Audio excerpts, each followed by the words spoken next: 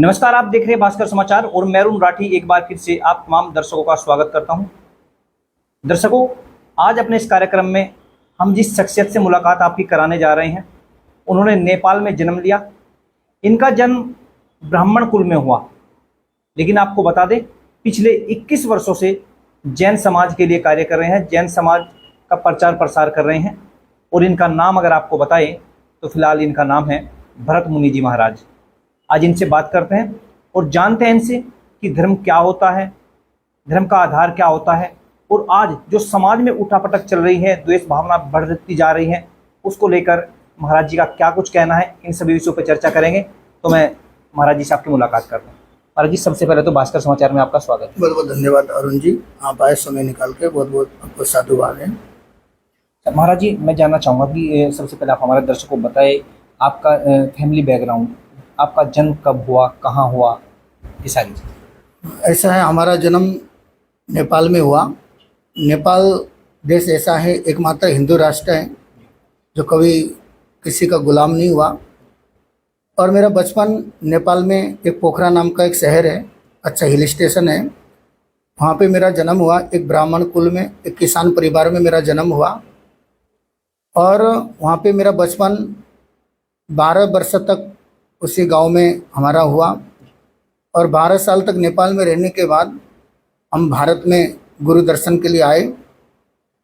और मेरे सांसारिक एक चाचा जी भी हैं, वो जैन मुनि पहले बने हुए थे, उनको अब 44 वर्ष हो गए हैं उनको बने हुए। तो उनके दर्शन करने के लिए मैं आया भारत में सन 2000 में। मेरा जन्म हुआ 1987 में।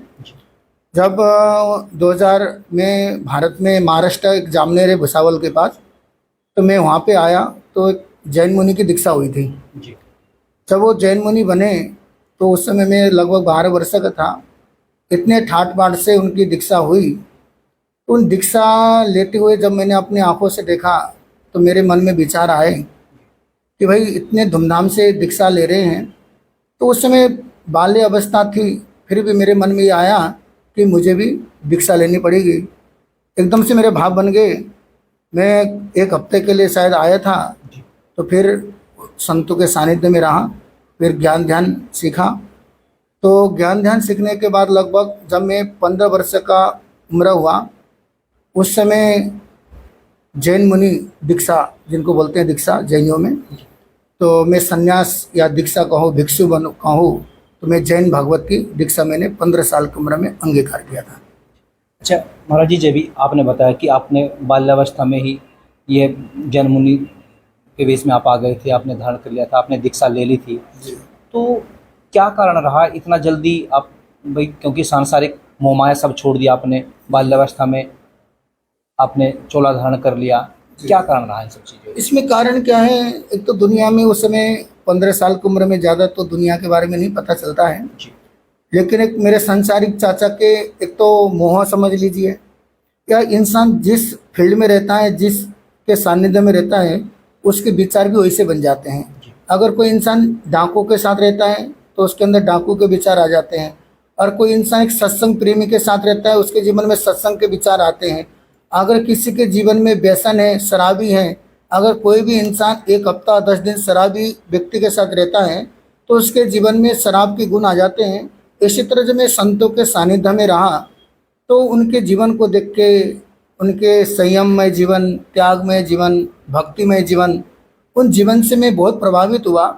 तो मैं सोचा दुनिया में आजकल गुणों की पूजा, व्यक्तियों की पूजा नहीं है, तो मैंने सोचा क्यों ना मैं भी जैन मुनि बनूं। तो उनके संयममय जीवन को देख के बहुत प्रभावित हुआ, तो मेरे मन में भी आया कि मेरे को भी जैन मुनि बनना चाहिए। महाराज श्री, आपने बताया कि ये बात बिल्कुल कहीं ना कहीं ठीक है कि व्यक्ति जैसी संगत में रहता है उसका ऐसा ही असर हो जाता है। बिल्कुल, आप धर्म के संगत में रहे, मुनियों के संगत में रहे, कहीं ना कहीं आप पे उसका असर दिखाई दिया। अच्छा महाराज श्री, मैं ये जानना चाहूँगा कि 21 वर्षों का आपका अनुभव है, अभी तक आपने कहाँ कहाँ धर्म का प्रचार प्रसार किया, कहाँ कहाँ अभी तक आप घूमे हैं? ऐसा है, मैंने सन 2003 में जो दीक्षा भगवती को लिया, संयम जीवन को अंगीकार किया, पंजाब में गुरु नगरी अमृतसर में मैंने दीक्षा भगवती को अंगीकार किया। और उसके पश्चात पूरा उत्तर भारत, जम्मू से लेके अब पीछे हम राजस्थान, एमपी, महाराष्ट्र, गुजरात, और जो हमारे यहाँ बड़े मुनि जी हैं उन्होंने तो 2-2 बार क्या है पूरे साउथ की यात्रा की है। लगभग समझ लीजिए 60 से 65 किलोमीटर अब हम विचरण कर चुके हैं। तो मुंबई जैसे शहर में भी गए, बेंगलोर जैसे शहर में भी गए, चेन्नई जैसे शहर में भी गए, कोलकाता भी चले गए, मतलब पूर्व से पश्चिम, उत्तर से दक्षिण, तो लगभग पूरा भारत क्या है भ्रमण हुआ है। मासरी, आपने बताया कि जैसे अपने उत्तर भारत की क्या बात करें, आपने पूरे भारत का भ्रमण किया है, चाहे वो पंजाब की बात आपने की, राजस्थान की, महाराष्ट्र की, मुंबई की, बेंगलोर की, कहीं की भी आपने बात की। लेकिन थोड़ा ये बताएंगे दर्शकों की सबसे अच्छा माहौल, वातावरण, रहन सहन, खान पान किस शहर का, किस जगह का आपको सबसे अच्छा लगा? ऐसा है, सभी क्षेत्रीय, सभी राज्य अपने अपने हिसाब से सब अच्छे हैं, लेकिन जो चाहे मौसम की अनुकूलता के हिसाब से लेको या चारों ऋतुओं में जहाँ पे हैं, तो हमें उत्तर भारत सबसे अच्छा लगा, क्योंकि उत्तर भारत में क्या है खान पान भी शुद्ध है, यहाँ के लोग सीधे और सादे सज्जन लोग हैं उत्तर भारत के, और उत्तर भारत में किसी जाति पाति पंथ उसको लेके कोई कंट्रोवर्सी नहीं है, कोई झगड़े नहीं है। तो इस हिसाब से क्या है उत्तर भारत सबसे अच्छा लगा हमें। गुजरात भी बहुत अच्छा है, क्योंकि वहाँ के हम जैन मुनि हैं, तो जैन मुनि होने के नाते क्या है शाकाहारी भोजन, लोगों के जो अच्छे जीवन शैली हो, तो इसे पूरे भारत में हम अलग अलग राज्य में गए, लेकिन खान पान की बहुत समस्या आई। लेकिन उत्तर भारत में और गुजरात में ऐसा है कि वहाँ हमारे लिए कोई दिक्कत नहीं है, चाहे पदयात्रा करते हैं तब भी दिक्कत नहीं है, और खान पान रहन सहन उसके लिए भी कोई दिक्कत नहीं है। तो कह सकते गुजरात भी बहुत अच्छा है और उत्तर भारत तो बहुत ज़्यादा अच्छा है। हमारा श्री, आपने बताया कि उत्तर भारत सबसे अच्छा आपको लगा, कहीं ना कहीं बात आपकी बिल्कुल ठीक है, क्योंकि यहाँ पे हर आपको सभी ऋतुएं, सभी मौसम के अनुसार अनुकूल अपने आप को सभी लोग व्यवस्थित कर लेते हैं। महाराज श्री, क्या आप हमारे दर्शकों को बताएंगे कि जो संस्कृति और सभ्यता की अगर बात करें, जी, पूरा देश आप घूमे हैं, संस्कृति और सभ्यता में किसको सर्वोपरि मानते हैं, किस इलाके को आप सर्वोपरि मानते हैं? ऐसा ना, संस्कृति सभ्यता सब अपने अपने राज्य के हिसाब से सब अलग अलग हैं, लेकिन संस्कृति सभ्यता अपने पंजाब की भी बहुत अच्छी है, क्योंकि वहाँ का संस्कृति बहुत अच्छी है। और पंजाब में देखते हैं तो अगर मैं अपने संत जीवन के हिसाब से देखूँ तो सरदार जो कौम है गुरुओं के प्रति बहुत आस्थावान है। तो क्योंकि सरदार जो धर्म है, सिख धर्म जो है वो गुरुओं का बनाया हुआ है, तो इसलिए गुरुओं का सम्मान पंजाब में बहुत ज़्यादा है। इसी हिसाब से पंजाब की भी बहुत अच्छी सभ्यता है, संस्कृति बहुत अच्छी है, और कई सारी नदियाँ हैं, तो वहाँ कोई प्रदूषण भी नहीं है, उस हिसाब से पंजाब भी बहुत अच्छा है। महाराज श्री, हमने सुना है कि जो जैन मुनि होना है बनते हैं, काफ़ी कठिन मार्ग है, ये मार्ग हर कोई नहीं अपना सकता जी, तो क्या दर्शकों को बताएंगे कि क्या कठिनाई का सामना इसमें करना पड़ता है? ऐसा जैन कोई भी बन सकता है। पहले तो सभी दर्शकों को हम ये बताना चाहेंगे कि जैन कोई धर्म नहीं है, क्योंकि जैन एक जीवन जीने की कला है। जिसका खान पान शुद्ध हो, जिसका आचरण शुद्ध हो, वो जैन है। अगर जैन लिखने से अगर जिसका खान पान अशुद्ध है, उसका जीवन खराब है, वो जैन नहीं है। क्योंकि हमारे 24वें तीर्थंकर अंतिम जो भगवान हुए, भगवान महावीर स्वामी, उन्होंने कहा कि जैन वही है जिसका खान पान शुद्ध हो, आचरण शुद्ध हो, जो रात को नहीं खाता हो, पानी छान के पीता हो, वो जैन है। तो इसलिए जैन धर्म नहीं है, जैन ऐसा है जीवन जीने की कला है। इसलिए जैन कोई भी बन सकता है। मान लो राठी जी आप हैं, अगर आप भी शुद्ध शाकाहारी हैं और आप रात को नहीं खाते हैं, आपके जीवन में किसी चीज़ की बुराइयां नहीं है, आप भी जैन हैं। इसलिए जैन कोई भी बन सकता है, इसलिए जैन कोई धर्म नहीं है, एक जैन एक जीवन जीने की कला है। और रही बात हमारी जैन मुनियों की, जैन मुनियों का जीवन बहुत कठिनाई वाला है, क्योंकि जैन मुनि बनना लोहे के चने चबाने जैसा है, और अपने भुजाओं से समुद्र पार करने से भी ज़्यादा कठिन है, और बालू के रोटी खाने के समान कठिन है। इतना मुश्किल है जैन मुनि बनना, क्योंकि जैन मुनियों के 5 महाव्रत हैं। सबसे पहला अहिंसा, किसी जीव को नहीं मारना, एक चींटी से लेकर हाथी तक, क्योंकि सारे संसार के प्राणी जीना चाहते, मरना कोई नहीं चाहता है। एक छोटा सा चींटी भी जीना चाहता है, तो हाथी जैसा जीवन जीने वाला वो भी जीना चाहता है, इसलिए मरना कोई नहीं चाहता है। तो इसलिए जैन मुनियों का पहला महाव्रत है अहिंसा, मतलब किसी जीव को नहीं मारना। एक होता है प्राणों से मारना और एक होता है भावों से मारना। इसलिए जैन मुनि भावों के द्वारा भी, भाई उसको मर जाए, उसका नाश हो जाए, ऐसे शब्द कभी जैन मुनि नहीं बोलेगा। जिसमें मारो एक शब्द बोलने से भी हम कहते पाप लगता है। भले किसी को न मारा हो लेकिन उसने कहा मैं तेरे को मार दूंगा, मैं तेरे को खत्म कर दूंगा, ऐसे शब्द जैन मुनि कभी बोलते नहीं हैं। तो इसलिए द्रव्य से भी और भावों से भी ये दोनों हिंसा को त्याग करते हैं। और जैन मुनियों का दूसरा महाव्रत है सत्य। जैन मुनि कभी भी झूठ नहीं बोलेंगे, चाहे कैसी भी स्थिति आ जाए, कैसी भी परिस्थिति आ जाए, जैन मुनि कभी झूठ का सेवन नहीं करेंगे। और तीसरा है चोरी, मतलब कुछ भी चीज़ बिना अनुमति के जैन मुनि लेते नहीं हैं। अगर हम यहाँ पे रुके हुए हैं भवन में, ये हमारे लिए नहीं बनाए, यहाँ समाज के लोगों के द्वारा परमिशन लेके हम रुके हैं। यहाँ तक कि रास्ते में चलते चलते हमारे पैरों में कांटा चुभ गया और वहाँ पे सूखा कांटा पड़ा हुआ है और उसको भी लेना है तो हम बिना किसी के आज्ञा के, किसी के परमिशन के बिना उस कांटा को भी नहीं उठाएंगे। तो इसलिए चोरी जिंदगी में चाहे छोटी चोरी हो चाहे बड़ी चोरी हो, हम बिना परमिशन के, बिना आज्ञा के कुछ भी नहीं उठाते हैं। और चौथा है महाव्रत है ब्रह्मचार्य, तवे सुबह उत्तम ब्रह्मचर्य, मतलब सभी तपों में सर्वश्रेष्ठ अगर कोई तप है तो ब्रह्मचार्य है। इसलिए जैन मुनि जो भी बनते हैं पूर्णतः ब्रह्मचारी होते हैं।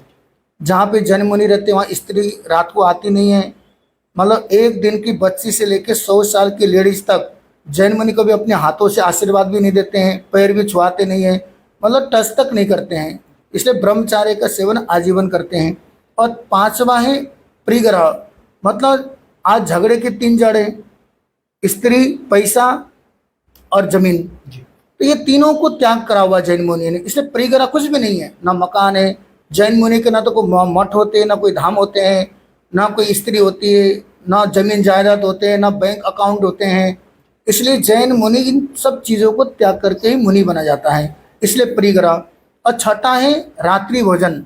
जैन मुनि जो भी होते हैं सूर्य उदय से सूर्य अस्त तक तो खाते पीते हैं, लेकिन सूर्य अस्त होने के बाद सूर्य उदय तक कुछ भी एक पानी का बूंद तक भी, चाहे ज्येष्ठ की गर्मी हो, जून जुलाई में भयंकर गर्मी पड़ रही हो, रात को प्यास लगी हो, एक बूंद भी जैन साधु पानी नहीं पिएंगे। प्राण जाए तो जाए लेकिन रात को पानी का सेवन नहीं करेंगे। ये क्या है, 5 महाव्रत, एक छठा रात्रि भोजन। और जैन मुनि का जो त्याग है, जिंदगी भर नंगे पैर चलना, कभी भी चाहे साइकिल हो, घोड़े हो, व्हीकल हो, हवाई जहाज हो, कोई से भी साधन का प्रयोग नहीं करते हैं। और इसी तरह जैन मुनि जो हैं साल में 2 बार केशलोच करते हैं। जैसे आपने देखा होगा मेरा मुंडन हुआ है, हम हाथों के द्वारा केशलोच करते हैं, दाढ़ी के भी। तो इसलिए ये सब त्याग क्या है, जैन मुनियों के हैं।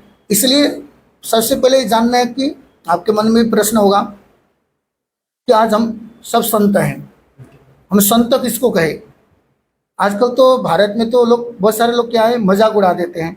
जो बिजनेस में असफल हो गए या फिल्म इंडस्ट्रीज में गए असफल हो गए, भारत में बाबा बन जाओ, पैसा ही पैसा है, ये आजकल क्या है, लोग मजाक उड़ा रहे हैं कि भाई जो जीवन में चारों तरफ से निराशा ही निराशा है, जिसको असफलता ही असफलता मिली है, भारत में कहते उसको बाबा बना दो, भारत में उनके काम धंधे बहुत चलेंगे। तो इसलिए संत का त्याग से, सादगी से, संत कौन है, सबसे पहले ये जानना है कि संत कौन है। जिसके जीवन में त्याग है, वैराग्य है, संयम है, तपस्या है, वो साधु हैं। तो इसलिए जैन मुनि आज की दुनिया में सबसे अनोखे हैं।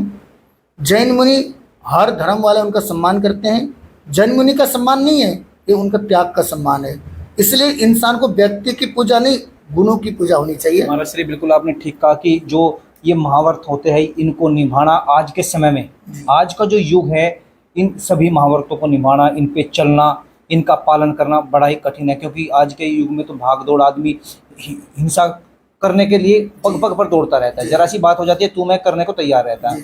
अच्छा महाराज श्री, आपने बताया कि भाई अगर बात करें अपने यहाँ की, अगर कोई व्यक्ति असफल हो जाता है, वो बाबा हो जाता है, वो धर्म की बात करने लगता है, तो महाराज श्री मैं जानना चाहूँगा कि आप क्या मत है कि धर्म, अभी आपने बताया कि जैन कोई धर्म नहीं है, जैन कोई व्यवस्था है, अपने तरीके से जी रहे हैं, ठीक है, परमात्मा की बनाई हुई कोई व्यवस्था है, उसको लेके जैन मुनि चल रहे हैं और जैन समाज चल रहा है।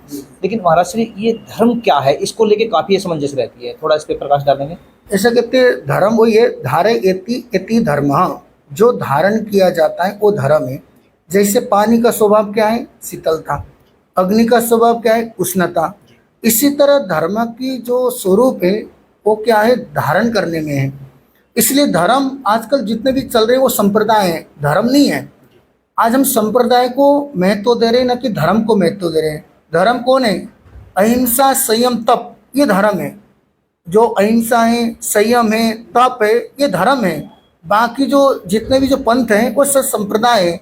इसलिए एक बात और है, दुनिया में धर्म बुरे नहीं है। आज हम अनेक अलग अलग धर्म को कोसते हैं, वो धर्म बुरा है। आजकल क्या है, अपना धर्म को महान ऊंचा रखने के लिए हम दूसरे धर्म का अपमानित करते हैं। इसलिए धर्म बुरे नहीं है, चाहे ईसाई धर्म हो या मुस्लिम धर्म हो, सिख धर्म हो, बौद्ध धर्म हो, जैन धर्म हो, सब धर्म अच्छे हैं। लेकिन कुछ लोगों के द्वारा, उनके गलत आचरण के द्वारा वो धर्म दूषित हो गए हैं। इसलिए कोई भी धर्म बुरे नहीं है। हिंदुस्तान में जितने भी धर्म हैं सब धर्म अच्छे हैं और अच्छे के लिए पैदा हुए थे धर्म। लेकिन उनके अनुयायी के द्वारा, उनके गलत आचरण के द्वारा आज हम धर्म को बुरा मानते हैं। इसलिए धर्म बुरे नहीं है, धर्म के अनुयायी बुरे हैं। धर्म वही है जिसमें संयम है, सदाचार है, त्याग है, तपस्या है, वो धर्म है। महाराज श्री, आजकल अगर हम पश्चिम उत्तर प्रदेश की बात करें, पश्चिम उत्तर प्रदेश के, हम अगर उत्तर प्रदेश की बात करके चले तो कहीं ना कहीं कई मामले सामने आते रहते हैं। कुछ धर्म विशेष से जुड़े व्यक्ति अनैतिक कार्य करते हैं। जैसे अभी एक मामला, अगर बागपत में आप ठहरे हुए हैं, मैं बागपत की बात करता हूँ। पिछले हफ्ते भी एक मामला सामने आया था कि एक व्यक्ति रोटी पर थूक लगा के उसको सेक रहा था। अभी 4 दिन पहले भी एक व्यक्ति रोटी पर थूक लगाकर उसको सेक रहा था। इस तरह के जो प्रकरण सामने आते रहते हैं, इस पे आप क्या कहेंगे? ये गलत मानसिकता वाले लोग ही ऐसा करते हैं। वो इसलिए कि भाई दूसरे धर्म को अपमानित करो, दंगे फसाद हो जाए, लड़ाई झगड़े हो जाए, मतलब अपना धर्म को श्रेष्ठ रखने के लिए दूसरे धर्म वालों के साथ गलत आचरण करवाते हैं। ये इंसानियत उनके जीवन में खत्म हो गई है, इंसानियत से शून्य है। जो गलत मानसिकता वाले हैं, जिनका बुद्धि भ्रष्ट हो गया है, वो लोग ऐसे गलत काम करते हैं। तो इसलिए ऐसे लोगों के साथ हम सरकार से निवेदन करना चाहते हैं, आप हमारी बात योगी सरकार तक पहुंचा दीजिए। अगर योगी सरकार ने भी अभी बहुत अच्छा डिसीजन लिया है, मैं उत्तर प्रदेश योगी सरकार को मैं बहुत बहुत साधुवाद देता हूँ।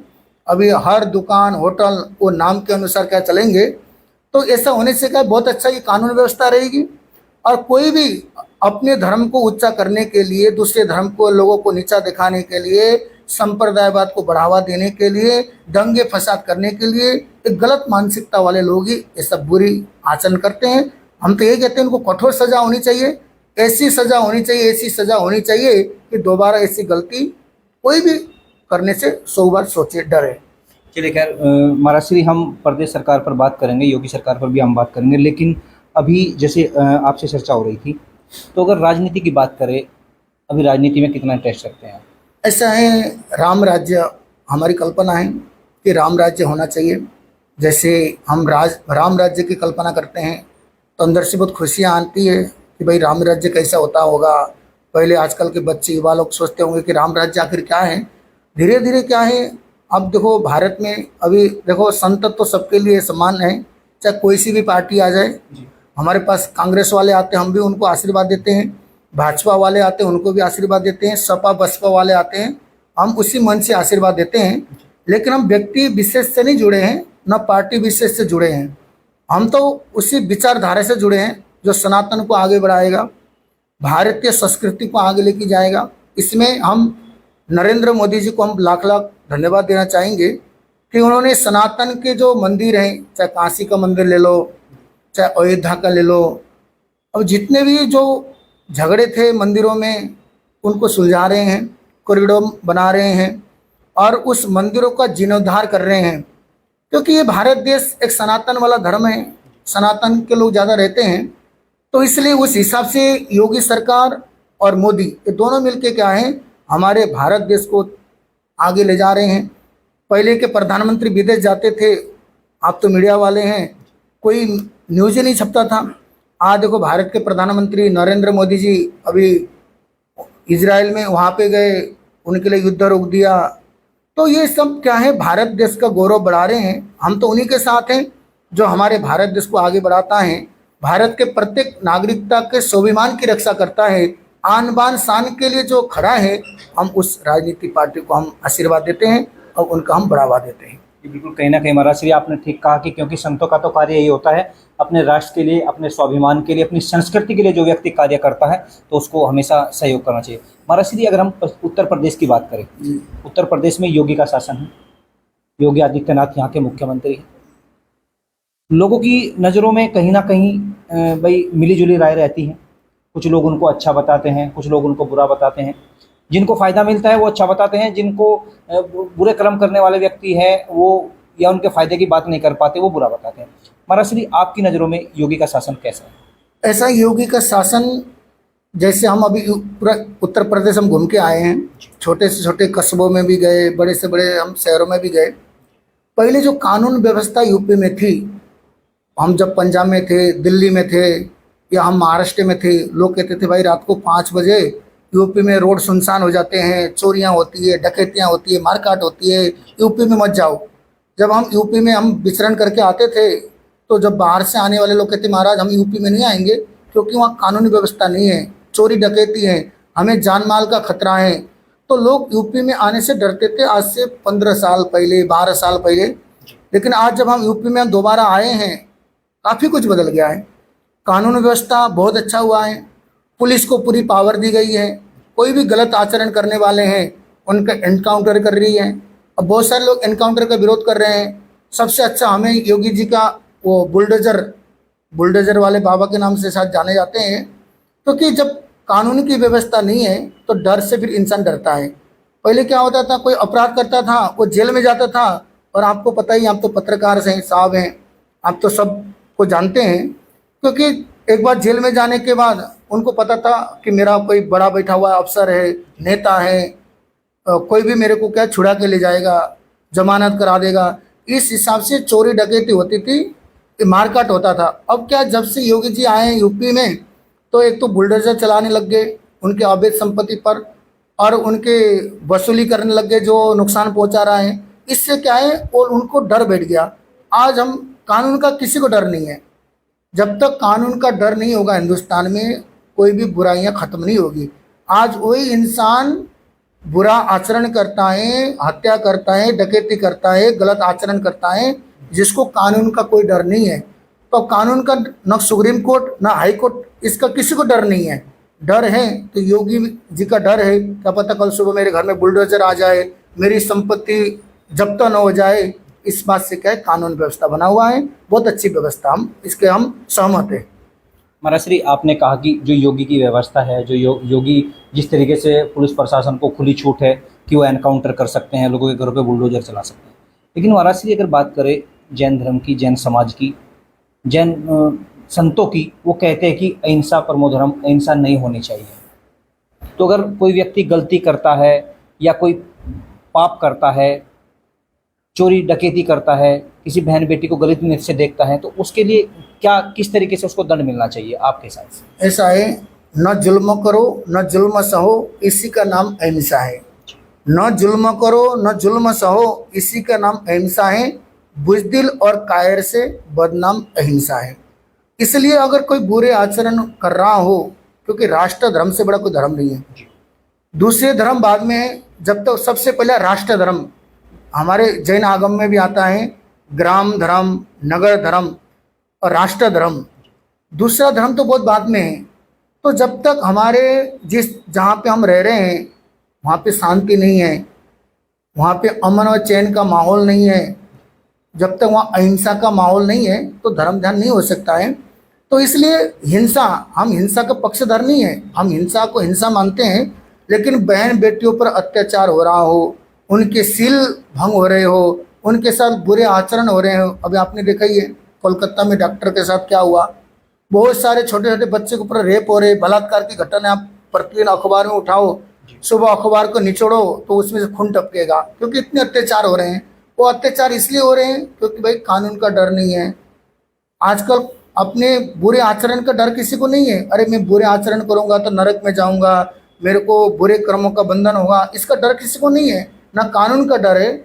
इसलिए हम आपसे ये कहना चाहते हैं कि भाई अगर हिंसा हो रही हो या हमारी बहन बेटियों के साथ अत्याचार हो रहा हो, इसमें चुपचाप बैठना, ये भी क्या है, अहिंसा नहीं है, उनकी रक्षा के लिए सबको आगे आना चाहिए। महाराज श्री, अभी आपने कहा कि जो ये समाज को डर नहीं है, कानून व्यवस्था सुदृढ़ नहीं है, कानून व्यवस्था सही नहीं है, इसी वजह से ये अपराध हो रहे हैं। महाराज श्री, मैं जानना चाहूँगा कि काफ़ी लंबे समय से, जब से देश आज़ाद हुआ तभी की अगर हम बात करें, बहुत सारे संत हुए हैं, बहुत सारे धर्मगुरु हुए हैं, बहुत सारे सामाजिक संगठन हुए हैं, नेता हुए हैं।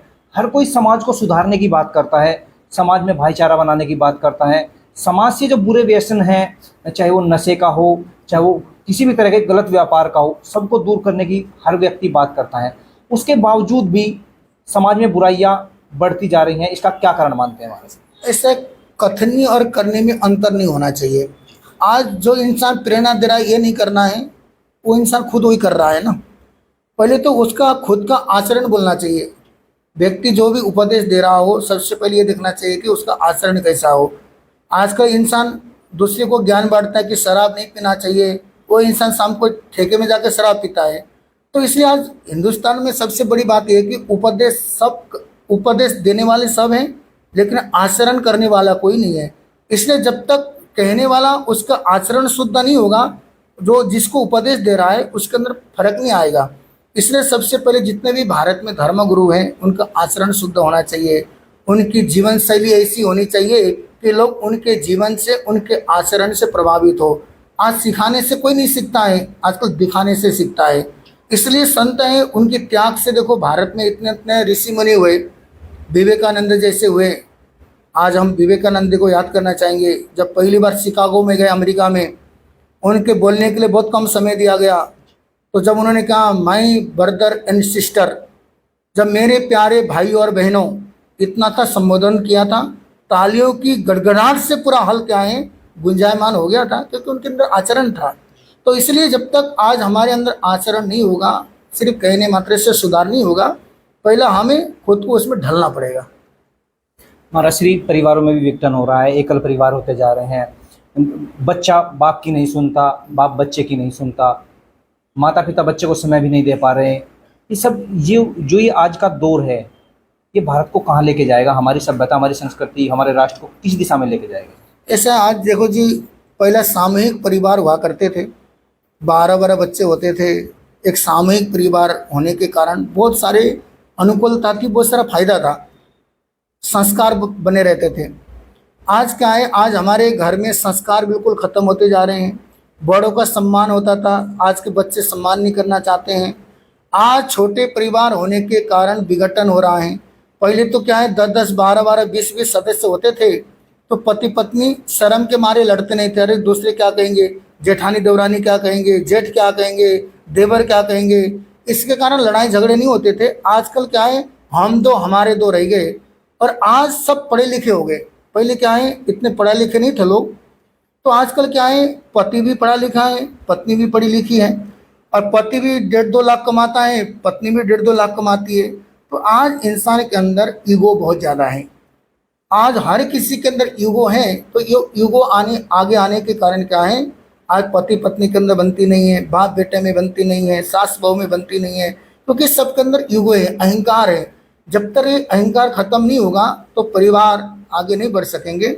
परिवार को चलाने के लिए संगठन, संस्कार, जब तक संगठन और संस्कार परिवार में नहीं रहेगी, हमारा परिवार सुख में, आनंद में नहीं बन सकते हैं।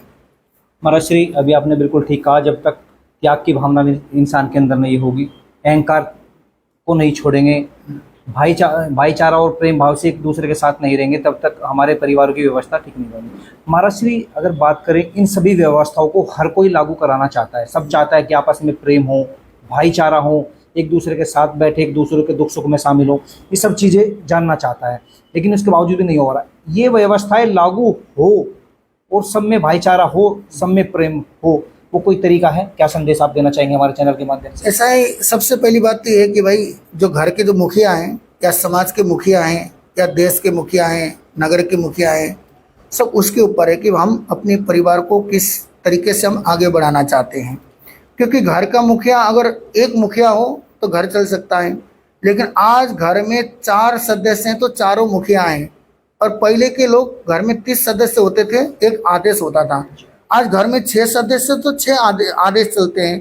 इसलिए क्या है, एकता भी नहीं है परिवार में, संगठन भी नहीं है, आज संस्कारों में भी कमी है। इसलिए मैं आपके चैनल के माध्यम से ये कहना चाहूँगा, कम पैसे हो तो जीवन चल सकता है, कम ऐशो आराम के सामान हो तो परिवार चल सकता है। अगर घर परिवार में प्रेम न हो तो घर परिवार चल नहीं सकता है।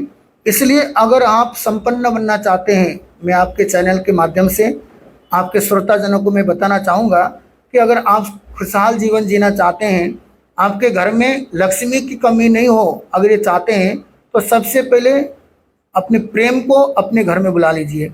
जब तक प्रेम घर में नहीं होगा, जा घर प्रेम न संचरे, जा घर जान मसान।